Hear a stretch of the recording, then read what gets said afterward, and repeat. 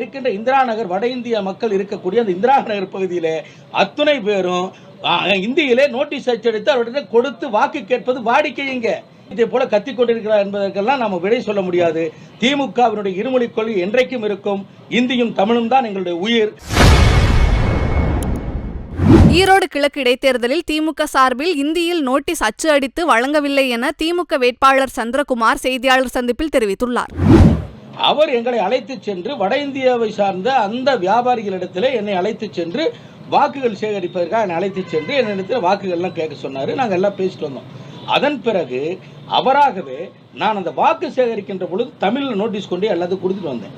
அப்பொழுது அங்கே அவருடைய சமுதாயம் சார்ந்தவர்கள் அவரிடத்தில் அதாவது லக்கி கோத்தாரியை பொறுத்த வரைக்கும் இங்கே பிறந்தவர், இங்கே வளர்ந்தவர், இங்கே இருக்கின்ற பள்ளியிலே படித்து தமிழ், ஆங்கிலம், அவருக்கு ஹிந்தி, அவருடைய சொந்த மொழியான மொழியும் அவருக்கு மிகவும் அத்துப்படி. அவரிடத்தில் சொல்கிறார்கள், அவர் சமுதாயம் சார்ந்தவர்கள் சொல்கிறார்கள், நீ தமிழிலே நோட்டீஸை போட்டுக்கொண்டு எங்கள்கிட்ட கொடுக்குற, எங்களுக்கு எதுவுமே படிக்க தெரியாது, நீ நம்ம மொழியில் போய் கொடுத்தீங்கன்னா நான் படிப்பேன்னு அவர்கிட்ட கேட்டிருக்காங்க. அதற்காக அவர் எங்களிடத்திலே கூட சொல்லவில்லை. நான் எந்த நோட்டீஸை தமிழிலே கொண்டு போய் அவரிடத்திலே கொடுத்து வாக்கு கேட்டனோ அதே நோட்டீஸை ஹிந்தியிலே அச்சடித்து அங்கே இருக்கின்ற அந்த வட இந்திய மக்களிடத்திலே அவர் தனிப்பட்ட முறையில் கொடுத்திருக்கிறார்.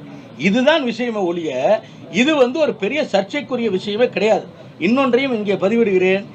திமுக மட்டுமல்ல, அதிமுக மட்டுமல்ல, அனைத்து கட்சிகளும் தேர்தல் நேரத்தில் பரப்புரை செய்யும். ஏன் இன்னும் சொல்ல போனால் கவுன்சில் எலெக்ஷன்ல கூட தேர்தல் நேரத்தில் பரப்புரை செய்யும் பொழுது அங்கே இருக்கின்ற இந்திரா நகர் வட இந்திய மக்கள் இருக்கக்கூடிய அந்த இந்திரா நகர் பகுதியிலே அத்துணை பேரும் இந்தியிலே நோட்டீஸ் அச்சடித்து அவர்களிடம் கொடுத்து வாக்கு கேட்பது வாடிக்கைங்க.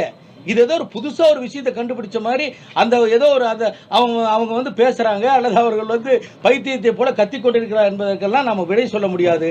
திமுகவினுடைய இருமொழி கொள்கை என்றைக்கும் இருக்கும். இந்தியும் தமிழும் தான் எங்களுடைய உயிர். அதற்கு அடுத்து தவறாக சொல்லிவிட்டேன். இந்தியும் தமிழும் ஆங்கிலமும் தான் எங்களுடைய உயிர்.